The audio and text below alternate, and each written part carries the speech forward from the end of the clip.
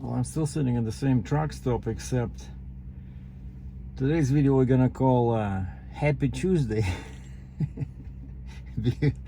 because I got paid today. But check out the weather, right? It was +6, +7 Celsius, you know, like, I don't know, 45, 47. Now it's hard to see there in the distance, especially with this wind chill, but it's a mixture of rain and light snow. Okay, and I went to Starbucks. I found Starbucks finally on the almost last day of my sitting over here, and I heard people talking, and they were saying that at the university, which is high above this Prince George town, it was snowing. Like here it was just a little bit. I went to the restaurant in the morning and I'm like, man, I should have left yesterday, but I couldn't. I took out the money, but it was too late, right? You know, for fuel. And I discovered a new feature on Google Mail I never used before, which is called scheduled sending. Scheduled sending, a very nifty feature, because my factoring company needs to see my paperwork before 10 their time in order to pay me on the next day, right? 10 in Ontario is 7 over here, right? And I know they start working at 9 Eastern time or 6 local time.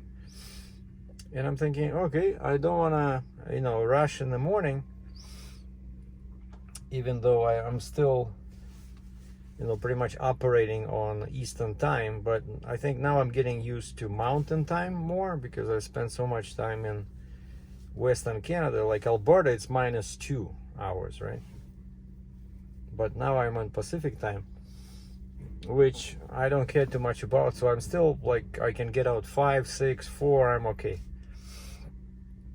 But anyway, so I used that when I was, okay, maybe I can schedule it somehow, you know, prepare the email, attach all attachments that I need to attach, like my invoice, proof of delivery, the rate confirmation from the broker, a couple of pictures I usually attach, you know, when the machine is on the trailer, the machine is on the ground, to make sure they cannot say that I did not move this load. Oh, and I see a guy, there's a Freightliner there in this distance. See a Freightliner, classic, near the pumps. I just saw a guy clean snow from the radiator. Like somewhere on the nearby, there was a lot of snow, because I saw cars when I drove to the shopping center to go to my bank. I saw cars, and the front was covered in snow, because it's only +2, right? So, which is like 34 F. So with the wind, it, you know, things start getting frozen. And so yeah, I was able to create that email. When you click on send, there's a menu, like when you right click on the button send, and the bottom left corner, it opens a little menu, and it says schedule sending. And I said, okay, let me try this out. So I put in, it gives you a choice, today, tomorrow. I click tomorrow, and then you can choose the time, 6 a.m., which will be 9 in Ontario when they show up for work, because I didn't want to send it on the night before, because then, you know, they might get a dump on emails that arrive overnight. I always try to send them emails like when they show up for work. And so I scheduled for 6, added all attachments, click send, and it says, and now I see in the menu where usually you see, you know, inbox, sent, now I see scheduled. I didn't see that before, so now it appeared scheduled, and it says 1. So 1 email is scheduled. But as Ronald Reagan used to say, trust but verify.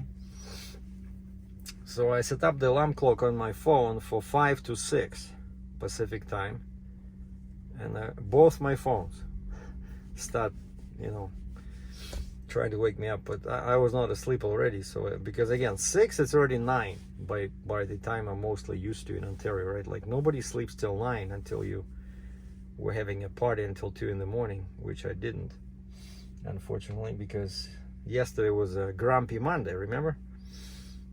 And so I start my computer, hook up my Bell modem through the Ethernet cable, everything is honky-dory, and I go to send menu just to see if it was sent. Sure enough, I see my menu, my email was sent, and 10 minutes later I get a response from my agent, my representative that I deal with at the factoring company. Paperwork received, we'll do the verification letter.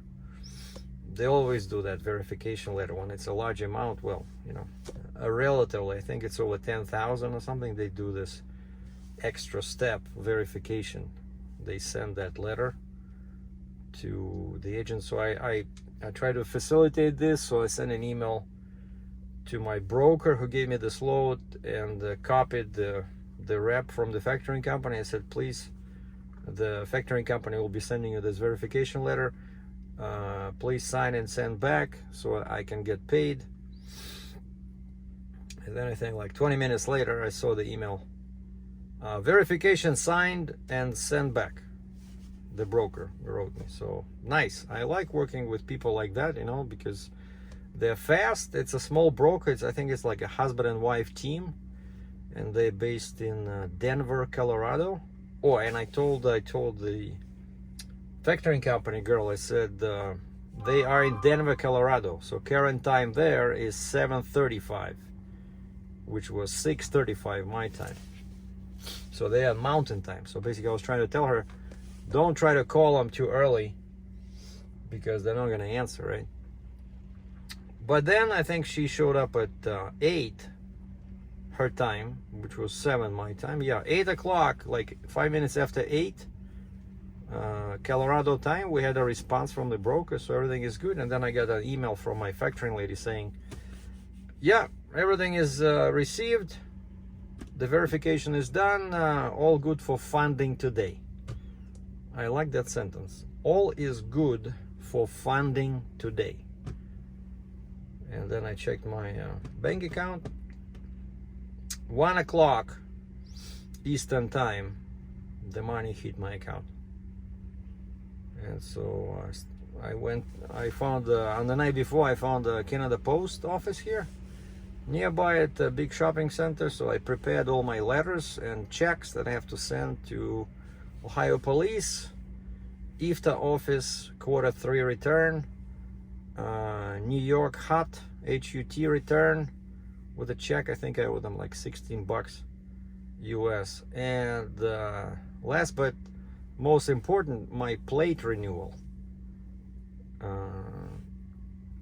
which is IRP, International Registration Plan, because my plates are international, right? I can go anywhere in US, anywhere in Canada, except Oregon, as I discovered during the last trip.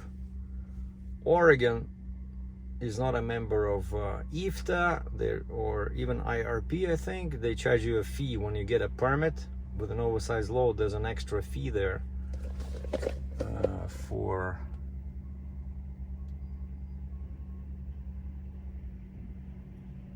these permits, because they don't want to be like, I always wonder, these people, they haul hay and it's raining and it's snowing. Like, you leave the shipper with a 40,000 pound load, and then when you arrive at the consignee, now you have 45,000 pound load because it's all full of water. Like, what do you do then? Do you charge them extra fee for more weight now?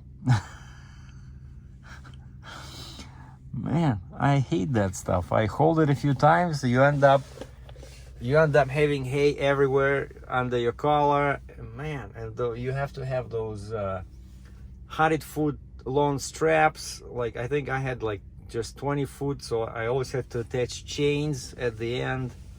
I couldn't find those 40-foot straps, you know. Of course, I'm kidding about 100-foot, but you need to have a very long straps to cover these loads. They pain in the butt. and they don't pay anything. There's so much work, and it's super cheap. It's like slavery, 21st century. But anyway, so yeah, so that's why it's Happy Tuesday, because finally I got paid after the long weekend, and right away I dispersed the money all over, my accounts. I went to one bank, took out cash, took it to another bank to pay my US dollar Visa. And what else? I paid my UCR carrier registration. I think it was like $55 US for 2022. You have to do that.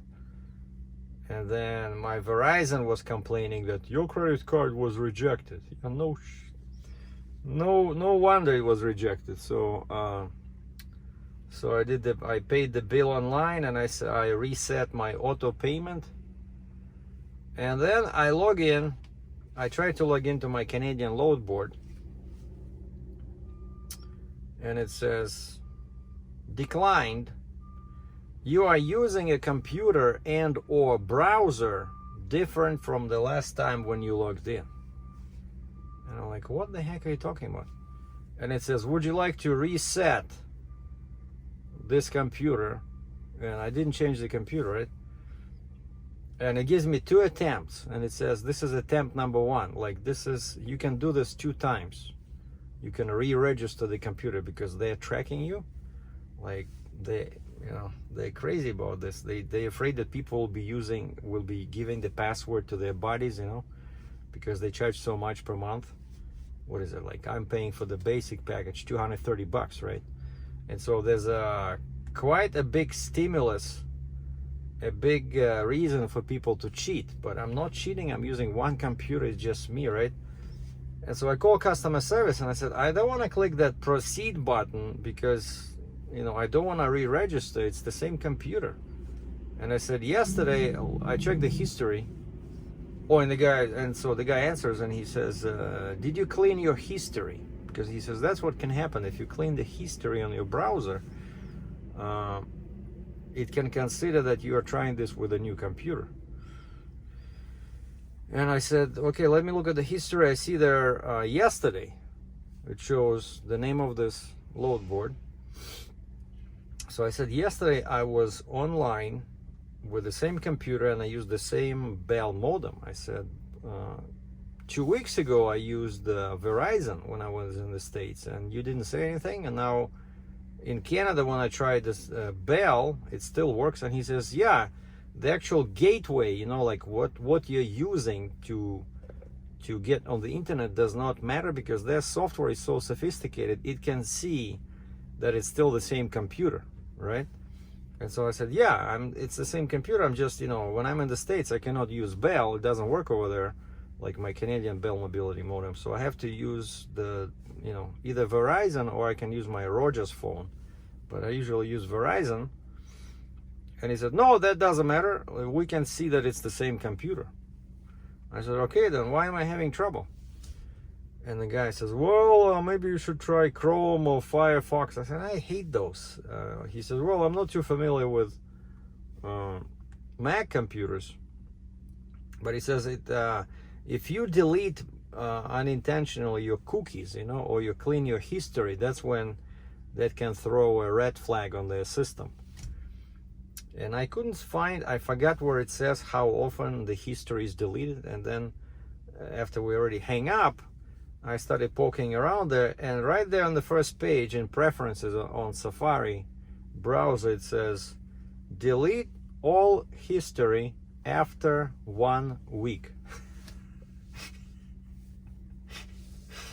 So no wonder it doesn't work, because I used it last week, right? And then I'm guessing Monday deleted everything. And I don't think Monday was I there Monday? I think I was, but probably at night or something.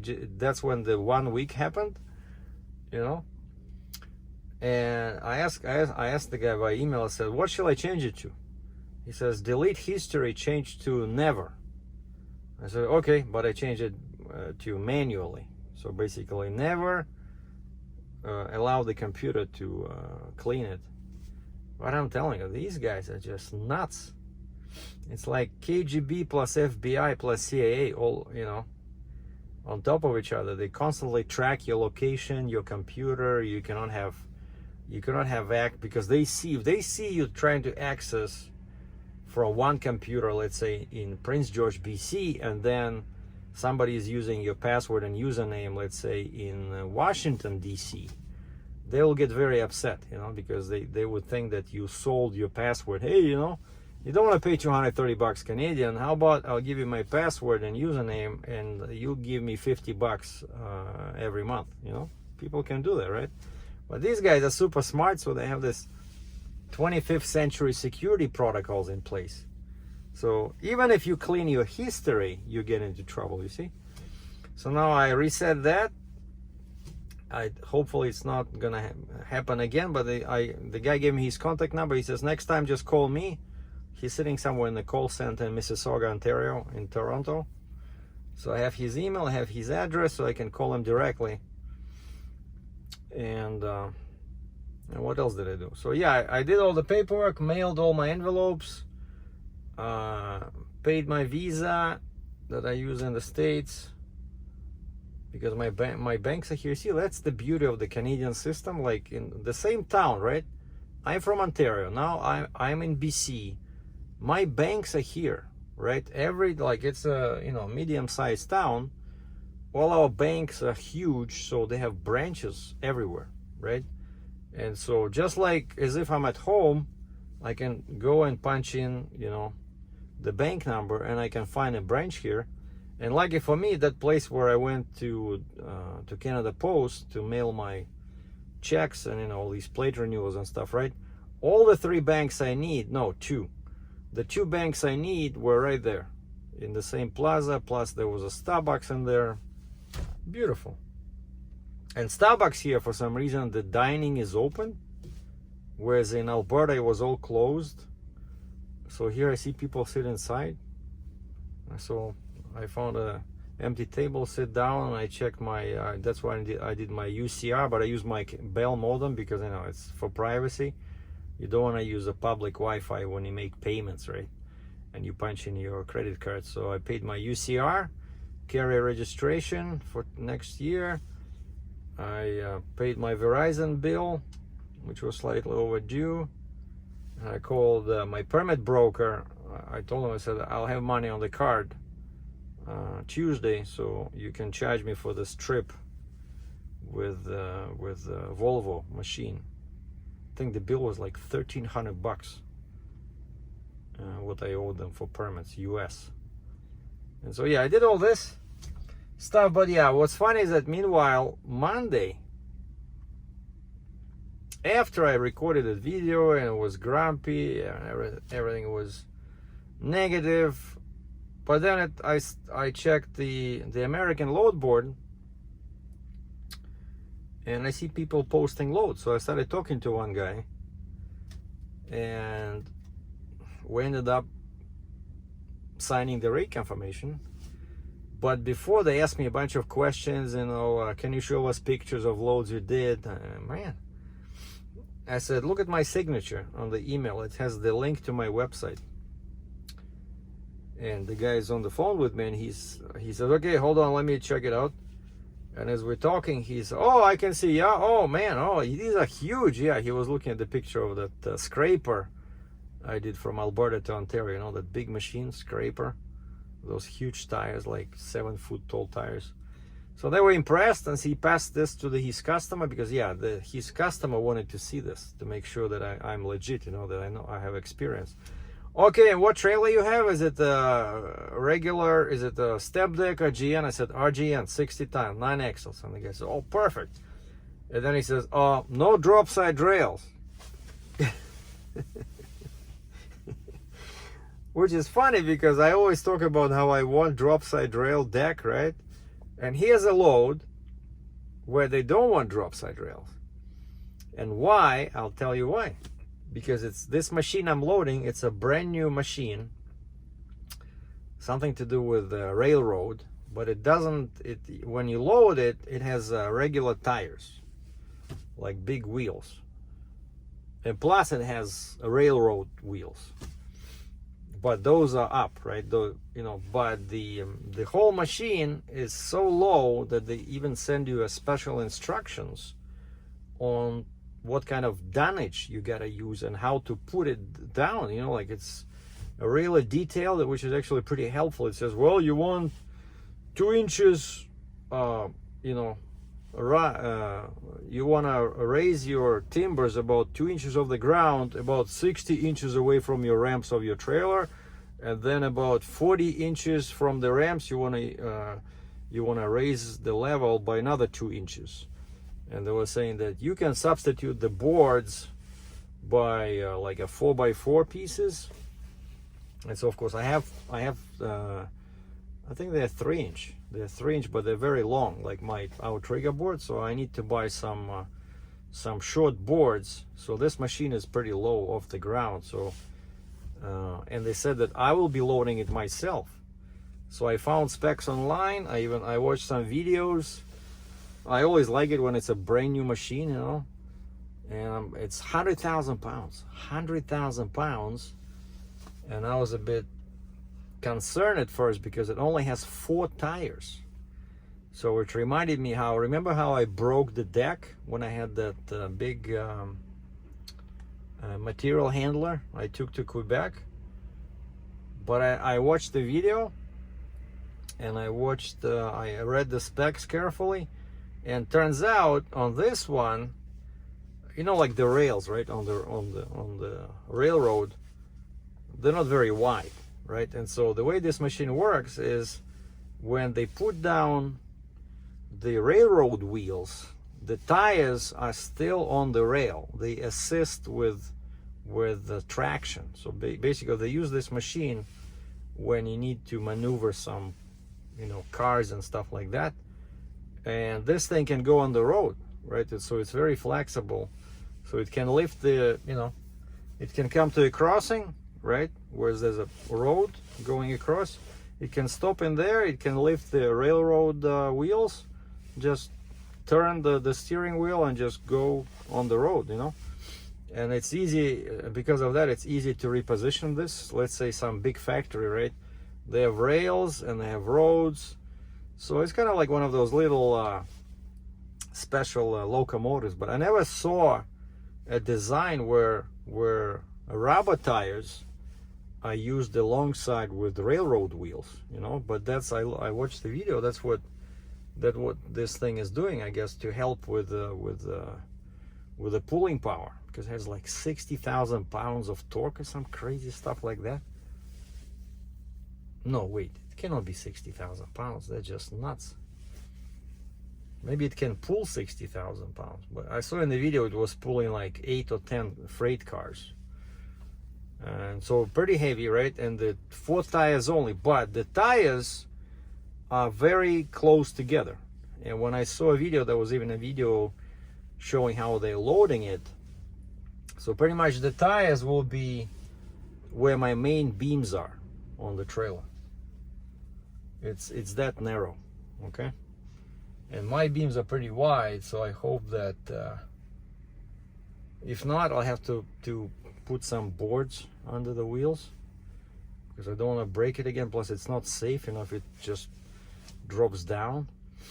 So yeah, now that's the plan. So on the way to the shipper, I'm gonna stop by Home Depot or something and get some cheap boards, because I just need them in front of my ramps to help load this. And so yeah, with drop side rail, that's why it wouldn't work, because drop side rail, like my 55 ton, right, it had 8-inch drop, and so this thing sits lower, so you cannot load it on a drop side rail. And they said, oh yeah, my paperwork said no drop side rails, no beams, no beam trailers. And the height is okay. The height is like 11 feet. So if need be, I can put it on. I was thinking I can get some boards and just put boards across my trailer, and load the wheels on those boards. Like, again, I'm not sure, but if those tires will be sitting on my main beams in the middle, then it's fine. But if I see that they're wider, then I might have to do something, because my cross members are 12 inches apart, you know. And so if that one tire gets in between, then that's where that's how it broke the boards over there, because that thing was about 105,000 pounds. You know, that's pretty heavy when you only have and that thing had 4 tires on each axle. This one has only 2 tires on each axle, which is even crazier, you know. So, oh yeah, and I was concerned about my tire pressure because the temperature is going down, and so I saw some tire place here nearby to my left. I called them. I said, "You work with semi trucks?" They said, "Yeah." But I thought, okay, I'm not gonna take the trailer, I'll just go with my truck, maybe, you know, set the pressure on the truck tires. So I go there, and that place is crazy. It doesn't have any space for trucks, you know, like some places have a separate entrance for big trucks with a canopy and stuff like that. These guys, just one side is blocked completely, the other side they have just regular you know, doors where you see it's all cars or pickup trucks or SUVs. And it's super busy. The signs, no parking, no parking, no parking. Okay, I found a little spot there. I went inside, waited in line, and the guy says, "Yeah, it'll be an hour before we can get to you." And he looked outside and says, "Oh, and you parked in you cannot park there." And I said, "You know what? You guys are too busy. I'll just go find a Kel tire." And he says, "Okay, good." And because I remembered, I saw on Google Maps there's a Kel tire this way, which is south. Yeah, south. That's north. This is south. So I drove 3 kilometers there. That Kel tire is like 5 times the size of this fountain tire. And I see right away there's a canopy, and I see big trucks with trailers like B trains. You know, there was a step deck. There was just a bobtail guy. They were changing tires. So that's my kind of place. That's what I was trying to find. But this guy kind of confused me. He says, "Yeah, we work with semi trucks," but I don't see how they can work with them.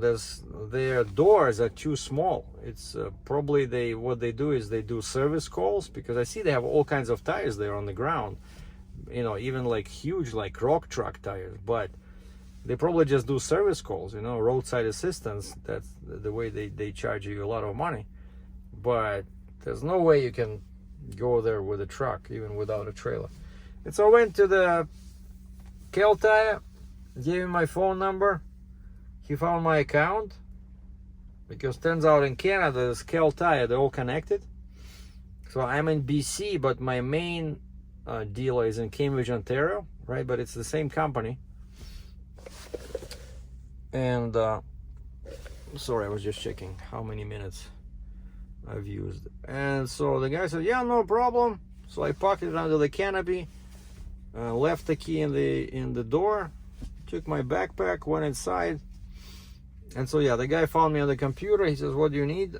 I told him, I said, "I need 120 psi in all tires, because winter is coming, it's getting cold, and I'm picking up a very heavy load next week." And I said, "I'll bring my trailer tomorrow."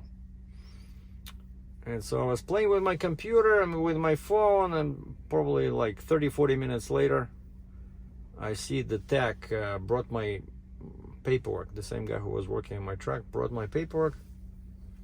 And I said, "Did he find any problems?" He looked at the piece of paper. He says, "No, he didn't make any notes, so everything is good." So he set the pressure. So now all my tires are 120 psi. I feel much better. And I said, "Do you have enough room there to exit if I bring the trailer?" Because I said I have a Stinger, so I'm pretty long. And he says, "Oh, B trains come here." So he says, "You'll be okay." And then when I was driving out, and they charged me $28 Canadian. $28 Canadian to set pressure on 12 tires. 2 on the steer axle, 2 on the lift, and 4 on drive axle 1, 4 on drive axle 2, right? 4 and 4 and 4. 12. And I asked him when they opened. The guy says 12 o'clock. I said, "Okay, I'm gonna bring my trailer tomorrow." So now, then I went and did my I waited for the money, so the money came at 1 o'clock Eastern time. So I did all my mailings and payments and stuff like that. So I came back and I hooked up to my trailer. So everything is hooked up. You see that, what is that? That's my Jeep on the deck. And yeah, the weather is definitely getting worse and worse. You know, I gotta get out of here. And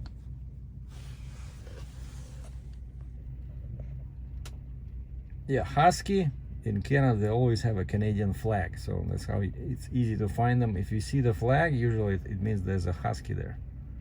Husky or car dealers, you know, car dealers, they like this stuff. They like to put up a flag.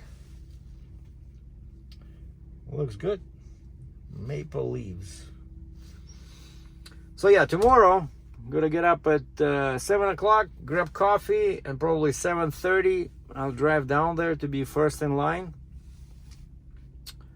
at Kel Tire.